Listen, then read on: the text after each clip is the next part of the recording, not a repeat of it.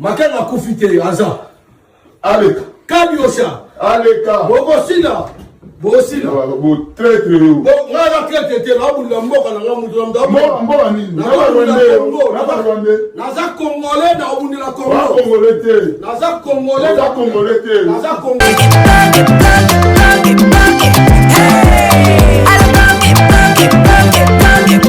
Oyoki elenge ya Congo. Tapez les mains, tapez les mains, tapez les mains, tapez les mains, tapez les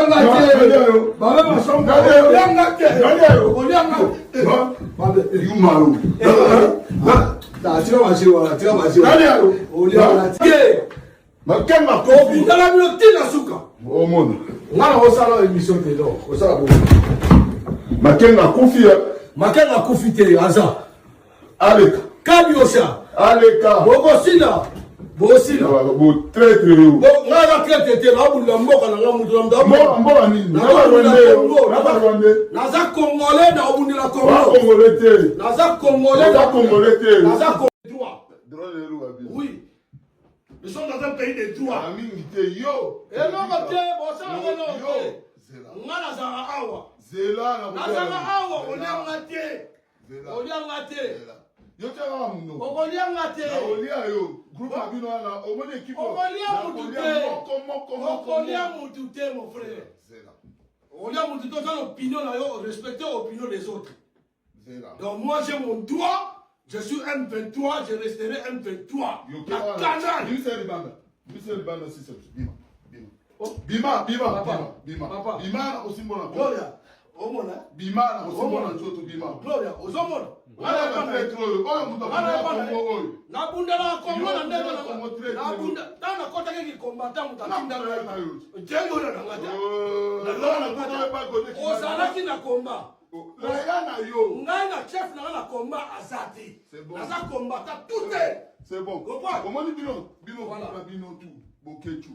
Eso. Boketu aza combattant abundela na Congo. Greffier. C'est ma fou. To kamabino. To sala awa. Okene na Congo. Biso to sala awa. Nous toyebi ba toyebi ba mbeba ya batu nyonso. Mutu wa ko meka ba kolia ye. C'est là. Osaka dans un pays des droits. C'est bon. Nous sommes dans un pays des droits. On m'a dit ça peut et beba pour le Congo. On a dit ça peut beba pour le Congo. Bakanga basala tout pour le Congo. On a trahir Congo. On a mudaka. Et bon bino bino so rambo. Mo epane. Mais to yebi bino so rambo. To ne epane. Mais to yo kan wadaka. Na una no bango. Na una no bango te. Yebi bino so rambo. Et pas yana. Mais bon yebi parce que so rambo. Biso to ngala mtu wa Congo. Papa, toi c'est respecter. Moi je sais respecter les gens. Mais quand vous arrivez à ne pas respecter les gens, nous allons dire tout. Voilà. Bon. Comme toi, je te respecte par exemple. Mais je sais pas. Ne me respecte pas. Mais oui. Moi, je te respecte. Moi, je te respecte. Là, on appelle ça respect. Bon, c'est bon, c'est bon. C'est bon. Na buka ba télévision awa. Ah, tani ngate so buki ba okanga yo mo ngate. Eti ngamna buki. So buki ba okanga yo mo eti ngamna buki. Yo comme pesa. Ngana za AFC M23 et loko changer ça. Ça va. Oui. Nous sommes dans un pays de droit.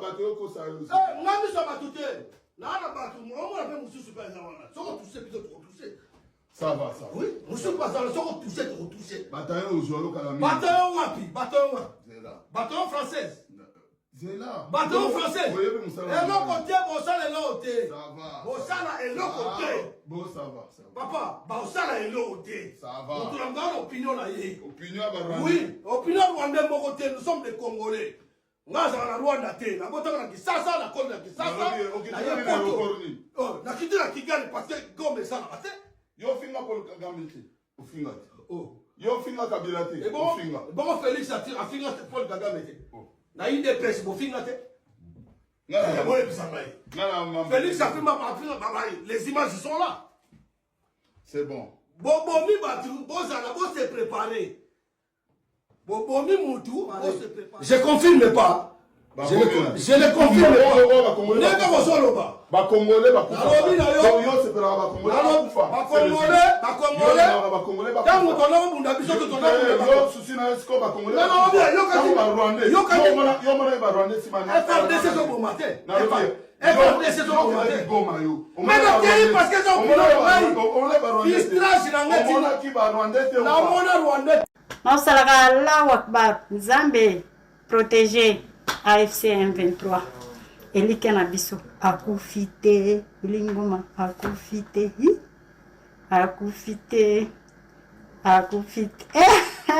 Israël Moutongo tasio c'est beau et bon glycémie et à bien bilingoma akufa kite o mi benga ba journaliste ya monene ndenge nino koya ko sala ba ko pesa ba information oyo o sali ba investigation te akufa kite baba maka chaque jour na limité mais azali wilingo makufa kite oyaki a oloba koni nanga ya kosenga pardon poko tana Congo wana courage mutongo en tout cas wana courage po muto akota na mboka na ya senga bino pardon omoni biloko e sala batu mabe biloko aboyeti po muto akota na Congo ya kosenga Félix Tshisekedi pardon po ye nani mabele wana eza héritage na ye oye bien eza mabele ya peuple congolais ya bacongolais nyonso neti nga mingi po akota na Congo nasenga nani pardon to nasenga nani permission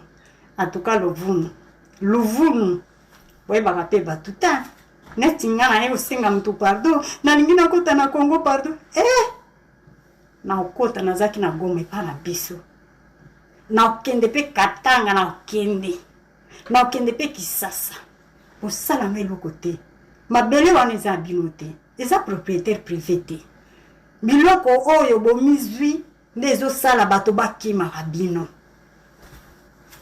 ata soki atukanga namoni place namoni mutu na osenga na kosenga te ate namoni mpe mutu akotelemela te aza te po telemela kokota te wa Congolais ayaya mabele ya papa na nga na mama na nga yo nani oya kotelemela liboso na nga oyebisa nga na kota te.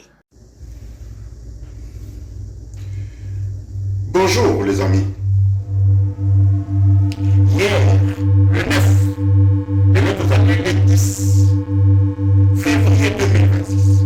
Hier, Félix Azalaki na Angola. Président Angola, Yacine Bere, ex-président nigérien, pour Bafana Kiwana, Batumene et Afrique.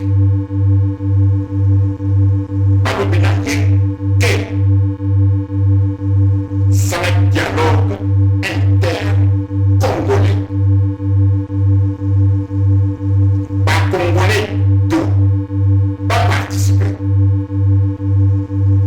Dit comme prisonnier politique. Banida, Babiloko Félix Aganga Katanga.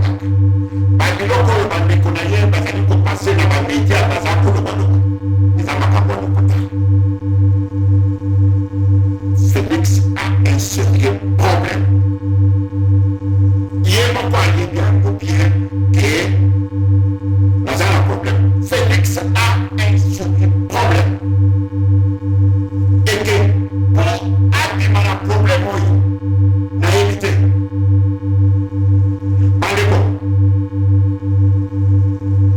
Bon, on dit, maintenant, je vais tout le monde. Alias Fleuve Congo 23 Bobinisi hier 7500 commandos bien formés 7500 commandos bien formés tout à l'heure il faut le parler ça Félix n'a pas de connaître Félix Mikolo Nyosoke. Voilà moi vite un bobilo. Félix au train de chance moko papa. Démissionné. Aïe c'est comme Mikolo Nyoso. Félix démissionné. L'homme n'a yo ezambe. Kola na bande kola yote. Kola na bakamara na yote. Kola no so comme milliardaire démissionné. soki bolingi kotransforme maloba na ngai soki bolingi kosala ngo ndenge boza kosala wana mais je dis la vérité avenir ya Félix eza mabe makasi kamwa chance ezali adémissionné Félix ntango yo okendaki kotumbola président Kagame oyebaki ki azana omoni Félix bakangi clé au roi oh mame etandi président Kagame alobi jamais Félix atamboli monde mobimba rien président Kagame bakangi ye clé au roi azolongwa te na ntango oyo bakongole bazali kokumisa Félix na ntango oyo bakongole bazali koatake président Kagame na ntango oyo bakongole bazali kolinga barwandais te na Rwanda mai sans problème na Congo mai problème na Rwanda électricité sans problème na Congo électricité grand problème na Rwanda baroute nyonso pepele ya kosakana te na Congo baroute ezali te Congo aza na Rwanda aza na plus de 300 baavion na Congo avion ata moko te Rwanda azali ko baavion na ye eza kokende presque dans le monde entier avion ata moko ya Congo ekendekani lepart Rwanda a développement pays a développement Congo mawatro il n'y a rien na Rwanda sécurité totale na Rwanda sécurité totale na Congo insécurité partout Potikali bosa koloba ke Félix akosala 50 ans Félix azali na clé boa akobima te soki chance moko a démissionné yango ana yebisaka ye na chuluba ke bwana bwa vita lobilo babengi ye na Angola bayebise ke Bengissa, tout d'abord libérer tous les prisonniers. Oh, dialogue ya yo ozako lobawana te. Le réseau ya lobeke yemu to ko convoquer yango. Alobi o ya yo wana te. Ya ba congolais nyonso bakutana. Mais biso alliance FEV Congo M23 tozali kuna te. Ya biso ezali nini? Félix a démissionné dans l'immédiat. Tala esika biso tozali. Biso tozali a makambo ya dialogue te. Nous voulons le départ de Félix dans l'immédiat. Félix, Bwana Banvita Lubilo. Votre serviteur Wakanta 365. L'homme actualité, l'homme en chiffres et en lettres, le motivateur de tous les motivés. À la prochaine, au revoir. Le 10 février 2026. Félix, Tozali Nayo, Total et pas Tokosuka. Au revoir. Mona le colonel Willy Ngoma o bazo kosala misala mbote na yo nzambe azala na bino protéger bino et puis na pesi peuple ya Uvira na peuple ya Baraka ndenge toke na osepela mingi na ndeko na biso la voix de Katanga hein ndeko zo la masolo na kitoko peuple azozela AFC bar M23 kala mingi te tozo koma na Kalemi non Kalemi c'est to komi bientôt Kalemi c'est l'équipe comme na Baraka. Toleki Baraka. Toleki Baraka to continue na Kalemi plutôt. déjà et c'est si la kala. Parce que là on vit là c'est si la.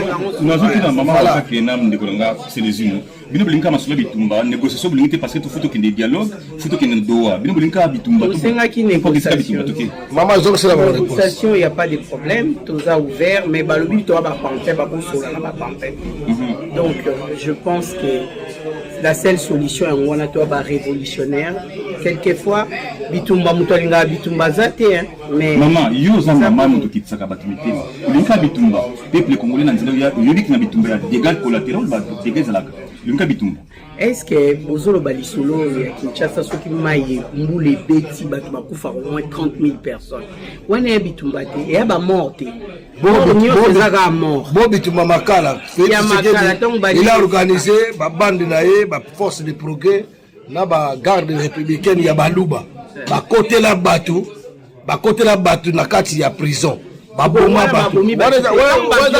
Maman batu na makala eza ba morte dommage te mais quand j'appelle balobi ke biso to ba rwandais baza sima na biso eza ba rwandais te tozali biso na biso ba congolais c'est un problème intercongolais biso ba congolais mais c'est pas congolais nous c'est une négociation na boy qui congolais na tour de même table pour trouver solution écoutez sauf que aza congolais de mauvaise qualité.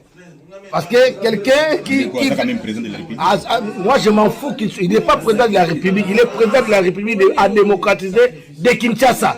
Parce que ça c'est président de la République. À cause de la qui est à qui peut sa meeting à temps Uvira. La moni compatriote moi lobby que bon Uvira quoi. Ton nom c'est la coute yo Eliezer journaliste chroniqueur au banoma ministre délégué sur ya défense. Dans Uvira quoi et sengela qui na yé a quitté sur place dans Uvira pour ba compatriote na bon bazoloba ba taliban ba na kata talibani ba fatigant bazoloba ke Uvira quoi quitté mais tout le monde mutu na bango ta moko na Uvira poto ba Uvira quoi quitté mais bon moni général Biamungu que je salue à passant grand l'homme fort bon moni. Bonjour peuple congolais. Je viens faire cette petite vidéo par rapport à la situation que nous avons aujourd'hui de la mort de notre frère Willy Ngoma, bien qu'il soit rebelle, mais c'est quand même un Congolais qui est décédé. Et ce qui m'étonne, moi, c'est de voir des gens se réjouir, se dire non, on a tué Willy Ngoma, et les AFC M23 ont fait des pertes, et c'est une joie pour les autres. Mais je veux vous dire un truc. Si j'étais à votre place, je n'allais pas me réjouir. Pourquoi je ne veux pas me réjouir? Parce que même dans la vie courante comme ça, tu ne peux pas aller provoquer quelqu'un et te dire que cette personne va rester sans réaction. Non. Il y a toujours des répliques sur toute attaque. Lorsque vous avez attaqué les M23 et vous avez fait faire des pertes du côté adverse, au lieu de vous réjouir, moi je trouve que vous devez vous préparer. Parce qu'il y aura une réplique. C'est une certitude. Attendez-vous qu'ils vont répliquer. Et lorsqu'ils vont répliquer, ce ne sera pas pour venir des visites amicales. Hein, non. Ils vont faire des pertes de votre côté aussi. Si vous avez des drones, sachez qu'eux aussi ont des drones. Qui peuvent vous atteindre jusqu'à Kinshasa. Nanga, vous l'avez dit. Et comment pouvez-vous vous réjouir alors que vous n'avez tué que Willy Ngoma? Makenga est blessé, mais malheureusement, il n'est pas mort. Vous n'avez pas vaincu les M23. Et comment vous pouvez attaquer des gens? Vous tuez un de leurs et vous vous réjouissez. Alors que vous êtes très conscient que vous aurez des répercussions. Il y aura des réponses. Préparez-vous en conséquence. Parce que la guerre n'est pas finie. Et là, vous venez de chercher des ennuis. Vous venez de vous chercher des ennuis. Pour vous êtes très conscient que vous avez la capacité. On a vu sur le terrain. On a vu. Et la minute c'est les mêmes personnes débouquées qu'on provoquait. Et lorsque vous les provoquez, attendez-vous à des réponses, à des répliques, à des attaques, à des pertes aussi de votre côté. Parce que vous comme super puissant et que vous avez gagné et à attaquer Bino, vous en êtes capable. Non. Ceux qui Bino bon na top côté na bango, sachez qu'eux aussi ont des tops de votre côté. Ceux qui Bino bon na drone, sachez qu'eux aussi ont des drones. Et provocation na Bino, et kotika la son riposte.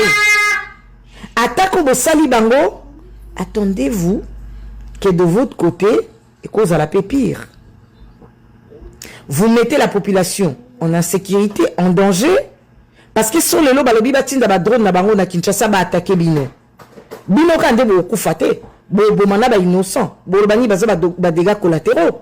Mais alors que ceux qui bonga bo ça attaque wana, fallait bo se rendre compte, bo à la conscience que peut-être M23 millions sont des bazana kata convoi wana, bo bomi bango une fois pour toutes, guerre est sili et c'est fini, on oublie, on passe à autre chose. Mais Bino Bossali attaque Moko, ou ils travaillent Moko Bossali à moitié. À moitié, vous êtes en partie. Vous attaquez, beaucoup ici, Willingoma, Oyo Aza, coordonnateur na bangote, Oyo Aza, chef ya l'armée na bangote, Oyo Aza, Soki Kaka, porte-parole na bango, je sais pas moi quoi. Mais parce que vous touchez bango, vous provoquez bango, alors que Bino Bozebi ke Bozana Katia, cessez les faits moko obo sengaki. Bozana Katia attente, il y a 10 dialogues moko imaginaires, oh moi je ne crois vraiment pas. Mais vous allez quand même attaquer. Mais Félix, des fois je me pose la question, je me dis ce monsieur, qu'est-ce qu'il fait de bon? Et les gens applaudissent quand même dans des trucs comme ça, alors qu'il vous met en danger. Peuple congolais, aux hommes on attaqué. Tant M23 qu'on réplique, c'est votre vie, c'est vos vies qui seront en danger. Pour bakotika moi impunité, ça mettez ça dans vos têtes. Beaucoup expliquer, ils vont croiser les bras, ils vont dire non, Félix a attaqué, il a tué Ngoma, on croise les doigts et puis on va prier pour Kandima dialogue et puis on va aller à je sais pas moi en Angola ou tant que ça va dialogue. Mais vous vous trompez, hein? Vous vous trompez. Préparez-vous en conséquence. Hein? Parce que c'est manque à professionnalisme, ils ont un bateau, il y a pouvoir, on a bino oyo. Mais Félix, vraiment, c'est une malédiction pour la RDC. C'est une malédiction pour la RDC. Parce que à quel qu'on la bino ba problème. Pour ceux qui guerrent, on a boité aux Élisa, on va habiter botikana, on a aussi ma bossa la boue. La minute, vous croyez qu'ils vont vous écouter? Vous croyez que la minute mais non, apprenez à vous battre, hein, parce que de toute façon, vous avez un incompétent en tout et pour tout. Le quoi vous avez drone, vous savez que vous avez un drone. Le quoi vous avez attaqué, vous avez réponse et que personne ne pleure. Hein. Parce que vous avez un problème, en tout cas, assumez Tina Souka. Mes condoléances à la famille de Willingoma. C'est quand même un Congolais qui est tombé. Mais bon, c'est le chemin qu'il avait choisi. Mais de l'autre côté, en tout cas, on conseille bien de fête. Bien, parce que tout à l'heure, là, quand la mingité, bien besoin visite na bango. Bonne journée chez vous.